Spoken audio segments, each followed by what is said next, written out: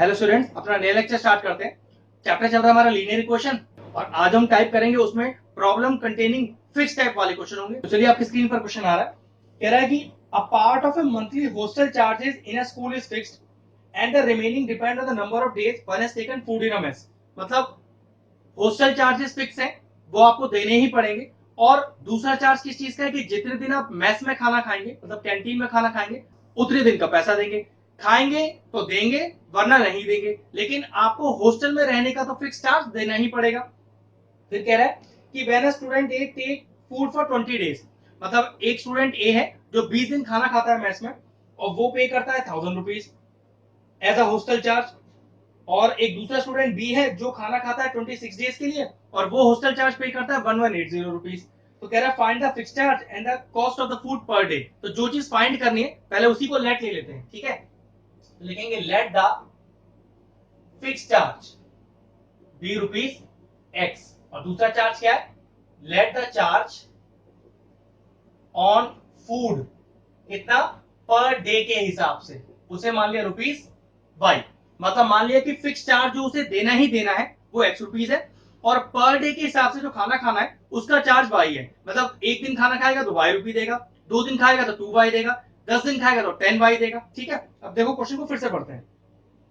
When a student A take food for 20 days, he pay 1000 as social charge। मतलब 20 दिन खाना खाया और 1000 रुपए दिए। तो देखो ध्यान से, अकॉर्डिंग टू क्वेश्चन डाल के, ये फिक्स चार्ज तो वो देगा ही देगा, खाना खाए या ना खाए, ठीक है। ये चार्ज प्लस 20 दिन का खाने का चार्ज। एक दिन का खाने का चार्ज क्या है, वाई। तो 20 दिन का कितना हो गया, 20 वाई, और ये कुल मिलाकर कितने रुपए दे रहा है, 1000 रुपीज। बन गई क्वेश्चन। चलिए दूसरी क्वेश्चन बनाते हैं। When the student B take food for 26 days, अब 26 दिन खाना खा रहा है और कितने पैसे दे रहा है, 1180। तो ठीक है, बात तो यहाँ पर वही है, फिक्स चार्ज तो देगा ही देगा और 26 दिन का खाने का किराया देगा, तो कुल मिलाकर 1180। अब इन दोनों इक्वेशन को साइमल्टेनियसली सॉल्व कर लीजिए। वहां से आपके पास x का वैल्यू आ जाएगा, y का वैल्यू आ जाएगा। तो देयरफॉर लास्ट में लिख दीजिएगा देयरफॉर द फिक्स चार्ज जितना भी आ रहा है and the charge on the food per day. बस आप इसको सॉल्व करके अब लिख दीजिएगा साइमल्टेनियसली, लेकिन ये आपको खुद ही सॉल्व करना है। हम नेक्स्ट क्वेश्चन पे चलते हैं। नेक्स्ट क्वेश्चन देखिए आपकी स्क्रीन पर आ रहा है, बिल्कुल उसी जैसे क्वेश्चन हमने किया है। Taxi charges in a city consist of fixed charge and the remaining depend upon the distance traveled in kilometer। बिल्कुल भाई, टैक्सी का चार्ज एक तो फिक्स है जो देना ही पड़ेगा, और दूसरा चार्ज क्या है कि जितने किलोमीटर आप तय करोगे उसके हिसाब से पैसे दोगे पर किलोमीटर। तो एक पर्सन ट्रेवल करता है 70 किलोमीटर और देता है उसके 500 रुपए, और दूसरा आदमी ट्रेवल करता है 100 किलोमीटर, वो देता है 680 रुपीज। तो कह रहा है आप express the above statement with equation, find the fix charge and the rate per kilometre. बिल्कुल सेम क्वेश्चन है। तो लिखेंगे let the fix charge be rupee x and let the charge on distance travelled, distance travelled, तो वो कितना है, rupees by. अब equation पर देख लेते हैं। If a person travel 70 kilometre ही पे 500 रुपीज। तो देखो अकॉर्डिंग टू क्वेश्चन डालकर ये वाला फिक्स चार्ज तो वो देगा ही देगा, और कितना किलोमीटर चल रहा है, 70 किलोमीटर चल रहा है, इनटू वाई, और कितने रुपए देगा, 500 रुपए। भाई 1 किलोमीटर के वो दे रहा है 100 वाई रुपीज, तो 70 किलोमीटर कितने देगा, 70 वाई। फिक्स चार्ज देने हैं तो x प्लस 75 500 हो गया। अब दूसरा इक्वेशन देखो क्या कह रहा है। दूसरे में कह रहा है कि फॉर ट्रेवलिंग 100 किलोमीटर ही पे 680। तो 100 किलोमीटर तय करता है तो 100 वाई, लेकिन वो फिक्स चार्ज तो देना ही पड़ेगा, और पैसा कितना दे रहा है, 680। अब फिर दोनों को साइमल्टेनियसली सॉल्व कीजिए, एलिमिनेशन लगा लो, सब्स्टिट्यूशन लगा लो, एक्स और वाई का वैल्यू निकाल दीजिए, आपका फाइनल आंसर फिर आ गया। क्वेश्चन आपको फिर खुद सॉल्व करना है। नेक्स्ट क्वेश्चन देखिए स्क्रीन पर आ रहा है। A person start his job with a certain monthly salary and earns a fixed increment every year। ठीक है, एक मंथली सैलरी है और इंक्रीमेंट मिलता है, लेकिन वो सालाना मिलता है, ईयरली मिलता है उसे। If his salary was 4500 after 4 years, मतलब 4 साल बाद उसकी सैलरी 4500 रुपीज हो गई। ऐसे ही दूसरे केस में दिया है कि 5400 मिलती है सैलरी 10 साल बाद। तो बताइए इनिशियल इनकम क्या थी और एनुअल इंक्रीमेंट क्या है। तो ठीक है, तो लेट इनिशियल सैलरी वो हम मान लेते हैं एक्स रुपीज, और लेट एनुअल इंक्रीमेंट वो हम मान लेते हैं रुपीज वाई। तो देखो क्या कह रहा है, 4 साल की सर्विस के बाद 4500 रुपीज मिलते हैं, मतलब वो सैलरी तो मिलेगी। अब उसे जो इंक्रीमेंट मिलता है हर साल मिलता है, वो कितना, वाई। 4 साल के लिए मिल रहा है तो कितना हो गया, 4 वाई, और कुल इसे कितनी सैलरी मिली, 4500 रुपीज। अकॉर्डिंग टू क्वेश्चन डाल देना। ध्यान से समझ लो कि सैलरी तो मिलेगी मिलेगी, इंक्रीमेंट पर साल मिलता है, और ये सैलरी आपको 4 साल की दी हुई है। कहने का मतलब ये कि आपको मिल गई सैलरी, अब 4 साल का इंक्रीमेंट, तो y plus y plus y plus y, और ये कुल कितने है 4500। इसको मैंने सॉल्व करके लिख दिया x प्लस 4y इज इक्वल टू 4500। ये इसका तरीका है। अगला पार्ट देखिए क्या कह रहा है, 5400 रुपीज मिलते हैं आफ्टर 10 ईयर ऑफ सर्विस। बिल्कुल भाई, अकॉर्डिंग टू क्वेश्चन डालिए, तो सैलरी तो मिलेगी मिलेगी। साल का इंक्रीमेंट कितना है भाई, और कितने साल की बात चल रही है इस बार, 10 साल की, और कुल सैलरी कितनी है उसको मिल रही है, वो है 40। ये लीजिए, फिर दूसरी क्वेश्चन ही बन गई। दोनों को साइमल्टेनियसली सॉल्व करिए, x की वैल्यू आपकी सैलरी हो जाएगी और y आपका फिक्स इंक्रीमेंट हो जाएगा। फिर से खुद सॉल्व कीजिएगा। लेकिन नेक्स्ट क्वेश्चन आपकी स्क्रीन पर आ रहा है, एक बहुत ही शानदार क्वेश्चन है।